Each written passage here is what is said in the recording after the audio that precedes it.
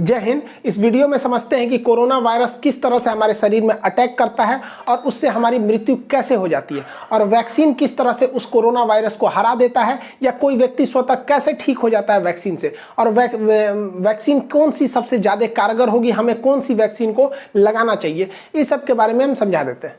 जैसा आप सब जानते हैं कि कोरोना जो है कहीं ना कहीं संपर्क में आने से ही फैलता है किसी इन्फेक्टेड व्यक्ति से, जिसमें सबसे ज़्यादा महत्वपूर्ण होता है इसका जो ड्रॉपलेट्स होता है। ये सब आपको पता है, इसीलिए थोड़ा सा 1 मीटर दूरी जो कहा जाता है कि कम से कम गैप बना के रखना चाहिए। देखिए, कोरोना जो वायरस है ना, इसके बाहर 2 हिस्से होते हैं। एक इसका जो बाहर इस तरह से निकला हुआ है नोकीला भाग, इसे कहते हैं स्पाइक प्रोटीन। यही सबसे घातक है, स्पाइक प्रोटीन। अगर इसका जो स्पाइक प्रोटीन है, ये बाहर वाला, अगर इसको तोड़ दिया जाए, इसको टकला कर दिया जाए, तो किसी काम का नहीं, फिर कोरोना से कोई नहीं डरेगा, यही भाग जाएगा।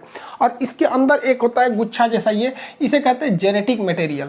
ये करता है, ये हमारी बॉडी में घुसने में मदद कर देता है, और ये जेनेटिक मटेरियल जो है ना, अपने जैसे नए संतान को उत्पन्न कर देता है। इसलिए अगर एक भी कोरोना वायरस आया तो इसके अंदर का ये जो जेनेटिक मटेरियल है, ये उसको 1 से कब 1 लाख बना देगा, कब 1 करोड़ बना देगा, कुछ नहीं पता। तो ये जनरेशन बढ़ाने के लिए होता है, ये स्पाइक प्रोटीन शरीर में एंट्री करने के लिए होता है। ये कोरोना वायरस जो होता है, इसका ये स्पाइक प्रोटीन जो होता है, ये केवल फेफड़े में ही टच कर सकता है, बाकी शरीर में कहीं से भी ये एंट्री शरीर के अंदर सेल में नहीं कर सकता है। फेफड़े के जो सेल होते हैं काफ़ी सेंसिटिव होते हैं, और सेल में भी जो सेल मेम्ब्रेन होता है, वहाँ से ये एंट्री नहीं कर सकता है। सेल मेम्ब्रेन कुछ खास चीज़ को ही अपने अंदर जाने देते हैं, जैसे प्रोटीन, विटामिन, इन सब को जाने देते हैं। बाकी जो नया कुछ चीज़ आएगा ना, जो बॉडी में बाहर से लिया जाता है, तो उसको जाने के लिए ये रिसेप्टर लगे होते हैं। कोरोना वायरस का ये स्पाइक प्रोटीन इसी रिसेप्टर पर चिपक जाता है, और इसी के माध्यम से अंदर चला जाता है, और अंदर जाके अपना जेनेटिक इन्फॉर्मेशन दे देता है। और ये फेफड़े में ही जाता है, क्योंकि फेफड़े के जो लंग्स के जो टिश्यूज होते हैं, जो उसके सेल होते हैं, वो काफ़ी सेंसिटिव होते हैं। अब देखिए, ये जो कोरोना वायरस है, ये फेफड़ा है, फेफड़ा का ये रिसेप्टर है, ये ससुरा पकड़ लेता है कोरोना को, और कोरोना जाके इसी में चिपक जाता है, और यही इसको खींच के अंदर लेके चला जाता है। यही सबसे घातक हो जाता है। जैसे ये रिसेप्टर में चिपकता है, रिसेप्टर इसको खींच के अंदर ले जाता है, ये यहाँ से चिपका के अंदर लेके चला जाएगा। अंदर जाने के बाद इसका जेनेटिक मटेरियल जो है, आरएनए जो है, ये हमारे शरीर के अंदर जाके डीएनए से मैच करने लगता है, हम लोग के फेफड़ा के अंदर चला जाता है। और फेफड़ा के अंदर जाने के बाद, जैसे ये इसके रिसेप्टर पे टच हुआ इसका स्पाइक प्रोटीन, और ये इसको लेके अंदर गया, और अंदर जाने के बाद ये क्या करता है, हमारा न्यूक्लियस जो है, हमारे शरीर का जो न्यूक्लियस है, ये बहुत सीधा साधा है। इसको पता है कि स्पाइक प्रोटीन से जो भी ये रिसेप्टर से अंदर आ रहा है, वो ठीक ठाक आदमी है। तो इस ससुरा जो कोरोना है, इस सीधे जाके पूछता है न्यूक्लियस से कि फोटोकॉपी मशीन कहाँ है, कहाँ है वो फोटोकॉपी मशीन जिससे नए नए चीज़ों के बनते हैं। तो हमारे शरीर में फोटोकॉपी मशीन का काम करता है राइबोसोम। ये राइबोसोम धड़ाधड़ फोटोकॉपी करता है, किस चीज़ का, तो प्रोटीन का। तो हमारे शरीर में धड़ाधड़ प्रोटीन निर्माण करने का काम करता है यही राइबोसोम। अब देखिए, फोटोकॉपी मशीन की एक खराबी है, इस पर कौन सा पेपर रखे हैं, ये उसी का कॉपी करेगा, इसको नहीं पता कि कॉपी क्या हो रहा है। अब ये जो कोरोना वायरस है, इस रिसेप्टर के माध्यम से न्यूक्लियस में आ गया है, न्यूक्लियस इसको बता दिया कि राइबोसोम के पास चले जाओ, वही फोटोकॉपी करता है। अब ये छोटा जो कोरोना वायरस है, ये क्या करेगा, इस फोटोकॉपी के पास जाएगा, और यहाँ जो प्रोटीन वाला पेपर रखा है उसको हटा के अपना जेनेटिक मटेरियल रख देगा जो इसके अंदर है, मतलब अपने खानदान का फोटोकॉपी कराने लगेगा। अब एक कोरोना वायरस अंदर गया था, लेकिन राइबोसोम की मदद से वो अपने हजारों कॉपी अंदर बनाने लगा, और फेफड़ा के अंदर धड़ाधड़ धड़ाधड़ धड़ाधड़ कोरोना वायरस बनने लगे सब। अब हमारा ही बॉडी उसको कोरोना वायरस बना रहा है। सोचिए, हमारा खुद का फेफड़ा, हमारा खुद का राइबोसोम जो कल तक प्रोटीन का फोटोकॉपी करता था, उसके स्कैनर से प्रोटीन हटा के आरएनए, ये कोरोना वाला ने अपना आरएनए रख दिया, उसी का फोटोकॉपी कर रहा है। तो इसको रेप्लिकेशन कहा जाता है। बहुत तेजी से बढ़ते हैं सब यहाँ पर। अब पूरे फेफड़े में ना ये कोरोना वायरस घूमने लगते हैं। तो हमारे शरीर का जो इम्यून सिस्टम है, कहते हैं ये कौन चीज है, ये कौन चीज आ गया यहाँ पर। पूरा इम्यून सिस्टम कंफ्यूजन में हो जाता है, उसको पता नहीं चलता है कि है कौन, लेकिन ये समझ जाता है कि ठीक आदमी नहीं है, इसको मारना चाहिए। तो हमारे शरीर का जो इम्यून सिस्टम है, ये इसको लगता है मारने, धड़ धड़ धड़ धड़ धड़ मार काट करता है। तो हमारे शरीर को पता ही नहीं चल रहा, हम लोग ऐसे घूम रहे हैं आराम से, हम लोग के फेफड़ा में मार धाड़ चल रहा है। हमारा एंटीबॉडी जो है, ये हमारा इम्यून सिस्टम धड़ धड़ मार रहा है इसको। तो हम लोग को ना बुखार आना चालू हो जाता है, क्योंकि हमारे शरीर का ये डिफेंस मैकेनिज्म है कि जब भी अंदर मार धाड़ चलती है तो बुखार हो जाता है, ताकि वो टेम्परेचर से कोई नए नए छोटे मोटे वायरस वगैरह ऐसे मर जाए। लेकिन ये ससुरा मरता नहीं है यहाँ पे, अरे मारे जा रहा है, मर ही नहीं रहा है यहाँ पे। तो न्यूक्लियस कहता है कि रे आप बकलोलवा, वो मारने से नहीं मरेगा, यहाँ फोटोकॉपी होकर उधड़ाधड़ निकल रहा है, इसकी कमी ही नहीं कर सकते तुम मार के। तो ये कहता है कि भैया तो हम कौन सी करें। तो न्यूक्लियस इसको बताता है हमारे इम्यून सिस्टम को कि एक काम करो, तुम एंटीबॉडी बनाओ, क्योंकि इसको घुसने से रोको। क्योंकि अगर ये घुस जाएगा ना, एगो तो घुस के अपना फोटोकॉपी बना ही रहा है, इसको घुसने से रोको। तो ये कहता है कि क्या करे, ही रिसेप्टरवा नोच देगा। तो ये कहता है ना रे भैया ओकरा मत नोच, एके नोच देगा ना तो कब वो दवाई खाएगा तो दवाइयों अंदर नहीं जाएगा। एक काम करना, इसी को बर्बाद कर दो, इसका जो खोपड़िया है, इसको खोपड़िया को कैसे भी बर्बाद करो। तो खोपड़िया का जो चिपकने वाला ना, उसका थुथुरा कूच दिया जाता है। तो थुथुरवा कूचने के लिए एक एंटीबॉडी होता है। तो हमारे शरीर का डिफेंस मैकेनिज्म एक एंटीबॉडी बनाता है। ये एंटीबॉडी जाके इसके मुंह से सट जाता है, मुंह से चिपक जाएगा। देखिए यहाँ जाके चिपक गया, ये ऐसे चिपक गया, ऐसे चिपक गया। तो ये चिपक जाते हैं सब, तो वो जैसे चिपक जाएगा तो वो इससे नहीं सट पाएगा। अब इसके स्पाइक प्रोटीन जो हमारे फेफड़े के रिसेप्टर से सट रहा था, अगर एंटीबॉडी शरीर में बनने लगेगा तो जाके चिपक जाएगा इसकी स्पाइक प्रोटीन से, और वो चिपक नहीं पाएगा। बस इसी तरह कोरोना सही हो जाता है। जिसके शरीर में एंटीबॉडी बनने लगा, वो एंटीबॉडी जाके किससे चिपकेगा, कोरोना वायरस के यहाँ पर जो स्पाइक प्रोटीन है उससे, और इस सिस्टम को लॉक कर देगा। अब ये लॉक कर देगा तो ये वाला इसमें जा नहीं पाएगा। लेकिन इस ससुरा कोरोना के बाहर बहुत ज़्यादा स्पाइक प्रोटीन है, तो बहुत ज़्यादा मात्रा में एंटीबॉडी होना चाहिए, तभी ना ये सबको लॉक करेगा। अभी देखिए ना, 1 2 3 4 5 पाँच को लॉक कर पाया, इस ससुरा कहीं ना कहीं से सट के घुस जाएगा। इसलिए हमारे शरीर में एंटीबॉडी ज़्यादा बनना चाहिए। देखिए यहाँ पे खूब ज़्यादा मात्रा में एंटीबॉडी बना है, ये सब देखिए एंटीबॉडी। तो जिसके शरीर में ज़्यादा एंटीबॉडी बना, वो कोरोना जैसे आया एंटीबॉडी बन गया, धड़ाधड़ कोरोना का मुंह बंद कर दिया, अरे चुप ससुराना, तो तू सट के अंदर घुस जाएगा। और जिसमें ये एंटीबॉडी नहीं बन पाया वही लोग मर जाते हैं। तो कहा जाता है जिसका इम्यून अच्छा होगा, अच्छा होने का मतलब वो एंटीबॉडी ज़्यादा बना देगा, कोरोना का मुंह चिपका देगा, थाप दिया, चल चुपचाप रहो यहाँ पे, अब वो बच जाएगा यहाँ पे। अब आपको एक बात समझ में आ रही होगी हल्का हल्का कि वैक्सीन क्या करेगा। वैक्सीन कुछ नहीं करेगा, बल्कि वैक्सीन इसी एंटीबॉडी को बनाएगा ताकि यह एंटीबॉडी कोरोना के स्पाइक प्रोटीन पर जाके सट जाए और उसका मुंह बंद कर दे। अगर मुंह बंद हो गया तो कोरोना हमारे शरीर के रिसेप्टर से टच होकर अंदर नहीं जा पाएगा, वो ऐसे ही ऊपर घूमते घूमते अपने से मर जाएगा। तो वैक्सीन का यही मेन काम हो गया कि वैक्सीन जैसे हमारे शरीर में लग जाता है तो इतना ज़्यादा हमारे शरीर में एंटीबॉडी बन जाता है कि ये एंटीबॉडी कोरोना को चारों ओर से घेर लेता है। कहता है कि आओ आओ सट जाओ हमारे में, तो चारों ओर से ये एंटीबॉडी सट जाता है। जब एंटीबॉडी सट जाएगा तो कोरोना के जितने स्पाइक प्रोटीन है उसका मुंह बंद हो जाएगा, हमारे शरीर में एंट्री नहीं मार पाएगा, दूसरा कोई काम नहीं है। जैसे देखिए ये एक ह्यूमन सेल है, अब इसमें क्या है, कोरोना वायरस का स्पाइक प्रोटीन फंस गया है, लेकिन जब उसमें न्यूट्रलाइज किया गया एंटीबॉडी देकर तो ये एंटीबॉडी जाके इससे सट गया है, ये एंटीबॉडी सट गया। अब ये इससे डायरेक्ट टच में नहीं आ सकता है, तो हमें कोरोना नहीं होगा। यही काम होता है हमारे वैक्सीन का। अब इसमें इतना टाइम क्यों लग गया, तो देखिए वैक्सीन बनाने में सबसे बड़ा था कि इसके अंदर का जेनेटिक मटेरियल जो फोटोकॉपी कर रहा था वो क्या है पता करने के लिए। तो बाद में पता चला कि वो आरएनए है। देखिए हमारे शरीर में डीएनए होता है, डाईऑक्सीराइबोज न्यूक्लिक। डीएनए जो होता है वो 2 धागा का बना होता है यहाँ पर देखिए, और आरएनए जो होता है वो केवल सिंगल हेलिक्स होता है, सिंगल धागा का बना होता है आरएनए। तो जितने वायरस होते हैं वो आरएनए होते हैं, ज्यादातर वायरस आरएनए। अब आरएनए को बनने में ज्यादा टाइम नहीं लगता है, खटाखट आरएनए बनता है, जबकि डीएनए बनने में टाइम लगता है। तो वायरस जो है बड़ा जल्दी जल्दी बनने लगते हैं सब यहाँ पे। तो वैज्ञानिकों ने इसी आरएनए को पकड़ के निकाला, इसलिए जितना वैक्सीन है सब वैक्सीन को आरएनए वैक्सीन, एमआरएनए वैक्सीन कहा जाता है। तो इस कोरोना का जो आरएनए है उसे वैज्ञानिकों ने निकाल लिया। अब देखिए हम लोग में तो डीएनए पाया जाता है, तो डीएनए नहीं है, देखिए डीएनए आरएनए में अंतर नहीं। एक उखाड़ दीजिए इसका तो क्या बन जाता है, आरएनए बन जाता है। तो डीएनए से आरएनए बनाया जा सकता है, उखाड़ के नोच लीजिए बस क्या बन जाएगा, आरएनए बन जाएगा। तो वैज्ञानिकों को कोरोना वायरस का आरएनए मिल गया। तो कोरोना कैसा वायरस है, एक आरएनए वायरस है, बस हमको ये मिल गया। अब वैज्ञानिकों ने क्या किया, इस आरएनए वायरस को केमिकल से कमजोर करके इसका नकल कर लिया, और इसे नकल करके जैसा इसके अंदर आरएनए था वैसे ही आरएनए को इंजेक्शन से हमारे बॉडी के अंदर भर दिया। और जैसे बॉडी के अंदर भरा तो बॉडी के अंदर क्या पहुंच गए सब, ये कोरोना वायरस। बट ये ओरिजिनल तो है नहीं, ये तो लैब में इन्होंने आरएनए से बनाया है, ओरिजिनल नहीं है।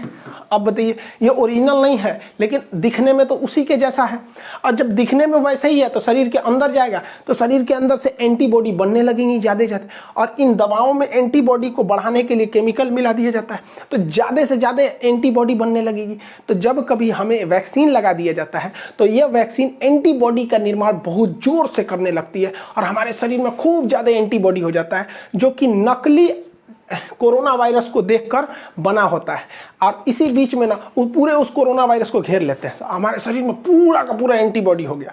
और जब कभी भी ओरिजिनल कोरोना आता है तो हमारे एंटीबॉडी घेर लेते हैं कोरोना का, चाचा आ गए, चाचा आ गए, चाचा को घेर लो, चाचा को घेर लो, पूरा घेर लेते हैं चाचा को, चाचा का थूथूर चिपका देता है, लो चुपचाप सट गया यहाँ पे, तो सटा लेते हैं सब। अब कोरोना तो कुछ कर नहीं पाएगा क्योंकि वो डायरेक्ट सेल मेम्ब्रेन में नहीं घुस सकता है, क्योंकि सेल मेम्ब्रेन सेमी परमेबल होता है। बायोलॉजी के बैच में पढ़ा दिए थे, सेमी परमेबल का मतलब होता है अर्धपारगम, मतलब किसी खास चीज को जाने देगा और कुछ खास चीज को ही आने देगा, उस खास चीज में कोरोना शामिल नहीं है। इसलिए कोरोना जब भी जाएगा तो रिसेप्टर से जाएगा, और ये एंटीबॉडी जाके कोरोना के स्पाइक प्रोटीन का मुंह चिपका दिया, रिसेप्टर से सटेगा नहीं। यही एक सिंपल फंडा होता है वैक्सीन का, ये वैक्सीन यही काम करते हैं सब। अब दुनिया के कई तरह के वैक्सीन है, जिसमें फाइजर जो है वैक्सीन, इस ससुरा अमेरिका का है, इसको -70 डिग्री पे रखना है, ये भारत में पॉसिबल ही नहीं है। हालांकि इसके साइड इफेक्ट ज़्यादा देखे गए। रूस का स्पुतनिक वैक्सीन है, और यूएनओ ने बनाया है गरीब देशों के लिए, अफ्रीका के लिए, जिसमें भारत की भी योगदान है। नोवावैक्स ये वैक्सीन है। ऑक्सफोर्ड यूनिवर्सिटी और एस्ट्राजेनिका ने मिलकर जो वैक्सीन बनाया है उसे भारत में नाम दिया गया कोविशील्ड। ये वैक्सीन भारत में बनी नहीं है, इसका प्रोडक्शन होगा serum institute of India Pune में, जिसके सीईओ हैं आदार पूनावाला। तो ये वैक्सीन है, जितनी वैक्सीन है ये सारी की सारी वैक्सीनें mRNA पर डिपेंड है, यानी आरएनए वैक्सीन है। मतलब कोरोना का कॉपी करे हमारे बॉडी में घुसा दो, उसको देखा देखी जब वो बनने लगेंगे एंटीबॉडी, तो उस एंटीबॉडी की मात्रा बढ़ा दो, और जब ओरिजिनल कोरोना आएगा तो उसका थुथुर चाप देंगे सभी, सब इसी पर काम करता है। लेकिन भारत का वैक्सीन इस पर काम नहीं करता है। भारत का वैक्सीन जो है भारत बायोटेक ने बनाया, इसे भारत बायोटेक ने, इसका नाम है कोवैक्सीन। ये अलग ही कंसेप्ट है। कोवैक्सीन में क्या किया गया है कि कोरोना वायरस को ही कमजोर करके उसको थूर कूच के हमारे शरीर में भर दिया गया है। अब बताओ, उसे थोड़ा थुरा कूचा गया है, इसका जेनेटिक मटेरियल को खूब अच्छा से कूच काच दीजिए और कूच काच के हमारे शरीर में भर दीजिए, और शरीर में जैसे भरेंगे तो जाएगा अंदर, न्यूक्लियस से कहेगा हमारा फोटोकॉपी बनाओ, ये बेचारा अपने कूचा गया है, एक फोटोकॉपी निकलेगा तो ऊंचाई निकलेगा, तो हमारे शरीर के एंटीबॉडी आके छाप लेगा सब, इसको कहेगा मारो मारो मारो मारो मारो। अब भाई हमारे एंटीबॉडी इस कमजोर कोरोना को खूब अच्छा से मार देगा। यही वजह है कि शुरुआत में जब वैक्सीन लिया जा रहा है ना, तो कुछ कुछ लोगों को हल्का फीवर आ जा रहा है, क्योंकि वो तो ओरिजिनल लड़ाई चालू है, लेकिन वैक्सीन के थ्रू बहुत ही कमजोर वायरस डाल दिया है भारत, बहु ओरिजिनल वायरस, लेकिन वो इतना कमजोर है कि वो उसका बच्चा भी कमजोर पैदा हो रहा है। तो हमारे शरीर का एंटीबॉडी उससे खेल खेल के सीख ले रहा है, और इसी बीच जब ओरिजिनल वायरस आ रहा है तो उसको भी मार के कूच दे रहे हैं। तो जा ससुरा, भारत वाला शुरू से जुगाड़ पर डिपेंड है। अब हैंड सैनिटाइजर क्या करता है, देखिए भाई सैनिटाइजर का काम क्या होता है।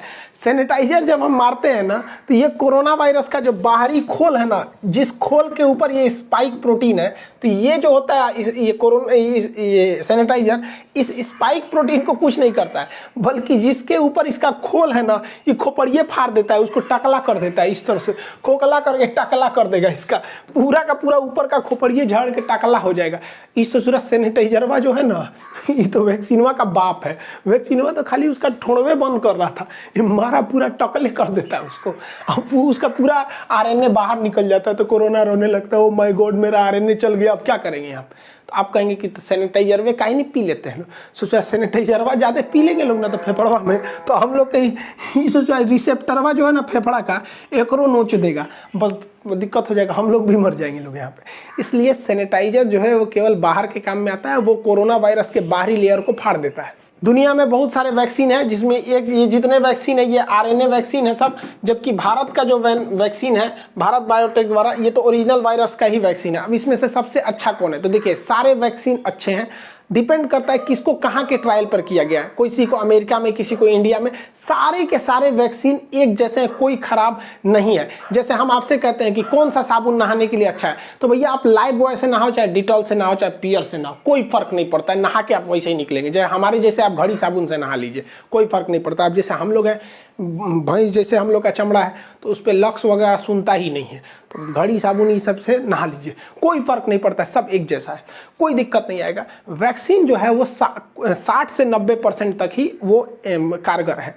लेकिन फायदा क्या होगा? ऐसा नहीं है कि जिसे वैक्सीन लग गया उसे कोरोना नहीं होगा, होगा, उसको भी हो सकता है, बहुत कम चांस है। और अगर होगा भी ना तो वो घर पे ही ठीक हो जाएगा, मरेगा नहीं। वो सबसे बड़ा फायदा यही है वैक्सीन का, उसे दोबारा कोरोना हो जाएगा बट मरेगा नहीं।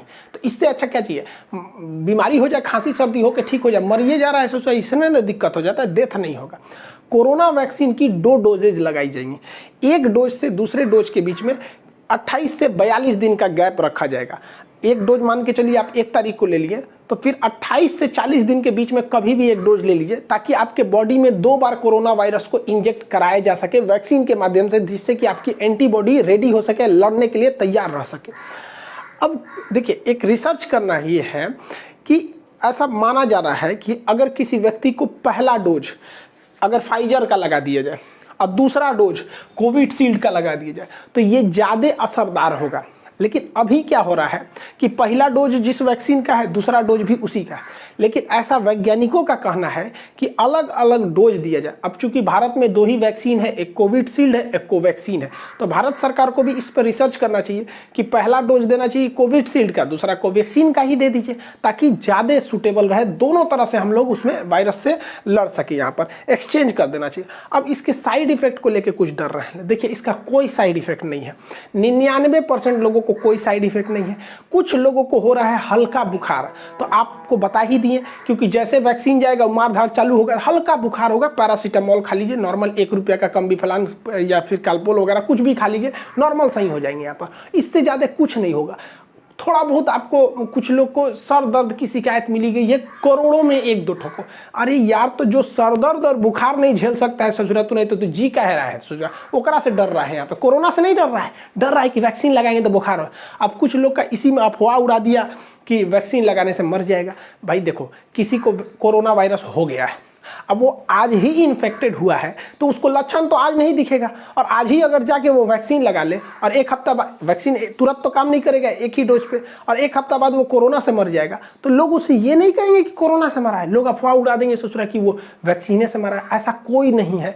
1-2 साक्ष्य हैं, तो आप बताओ ना, 8 करोड़ लोग को वैक्सीन लगा है, उसमें 50-60 लोग की डेथ हो गई, तो इससे ज़्यादा खतरा तो हम लोग को सड़क पे चलने पे रहता है, वहाँ एक्सीडेंट की संभावना ज़्यादा है। तो वैक्सीन से कोई खतरा नहीं। आप अपने उम्र के दायरे में आइए, वैक्सीन लगाइए। अप्रैल के महीने में जिनका उम्र 45 से ऊपर है उन्हें ही लग रहा है।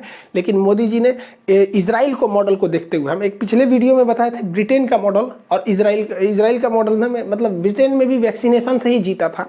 तो इजराइल ने क्या किया, अपने पूरे पॉपुलेशन को, केवल बच्चों को छोड़ के सबको वैक्सीन लगा दिया, और वो दुनिया का पहला देश हो गया जो कोरोना मुक्त हो गया है। तो इसी को देखते हुए 1 मई से जिनकी उम्र 18 साल से ज़्यादा है वो सब कोरोना की वैक्सीन लगा सकते हैं। हाथ जोड़ते हैं भैया, सब लोग लगवा लो, क्योंकि ये जो नया वैक्सीन वायरस आया है, ये नए युवाओं को ज़्यादा इफेक्ट कर रहा है। अफवाहों पे मत जाइएगा। कुछ लोग का अफवाह ये है कि सरकार ना क्या कर रही है, गरीबों को मारने के लिए वैक्सीन दे रही है। अरे यार, तो कौन नशा करके रहता है, सब ये सब है नहीं। एक हमसे कह रहा है कि सरकार ये वैक्सीन लगाएंगे तो हमारा किडनी खराब हो जाएगा, कोई कह रहा है नपुंसक हो जाएंगे, कोनो कह रहा है 2 साल बाद मर जाएंगे। अरे यार, ऐसे लोग को पता नहीं कैसे सरकार झेलती है। ऐसे लोग को, सचरों को जेल में डाल देना चाहिए अफवाह फैलाने वालों को। कोई भी वैक्सीन से कोई दिक्कत नहीं होता है। मेरे पापा वैक्सीन लगाए, उनको शुगर है, उन्हें कोई प्रॉब्लम नहीं हुआ। मम्मी को इतना लोगों ने डरा दिया था, उनके रिलेटिव लोग इतना डरा दिए थे कि मम्मी कांप रही थी, ना बाबू हम वैक्सीन नहीं लगवाएंगे। हम कहे चलिए चुपचाप वैक्सीन लगाइए। मम्मी को वैक्सीन लगे हुए आज 10-12 दिन हो गए, कोई दिक्कत नहीं है। अभी अब वो सबको समझाती है, नहीं नहीं लगा लो लगा लो। और जो लोग मेरी मम्मी को डराते थे ना, अब मेरी मम्मी को देख के बाकी सब लोग लगा लिए यहाँ पे। तो आप लोग भी जागरूक होइए। ऐसे लोग जो हैं जो जिंदगी में कुछ नहीं कर सके, वैक्सीन कहते हैं वैक्सीन मत लो। अजीब हाल है ससुरा सब यहाँ पे। एक मौलाना साहब हमसे आके कह रहे थे कि वैक्सीन सब गलत है यहाँ पे। हम कहा हाँ आप वैक्सीन मत लीजिए, आप सिला जीत लीजिए, आपके लायक यही है। आई होप आप वैक्सीनेशन और इसके कैसे काम करता है इसको समझे होंगे। नेक्स्ट वीडियो में हम आपको CT वैल्यू समझा देंगे और पल्स ऑक्सीमीटर वगैरह ये सारी चीज़ों को, RT-PCR चेक कैसे होता है इसके बारे में बता देंगे। मिलेंगे नेक्स्ट क्लास में। जय हिंद।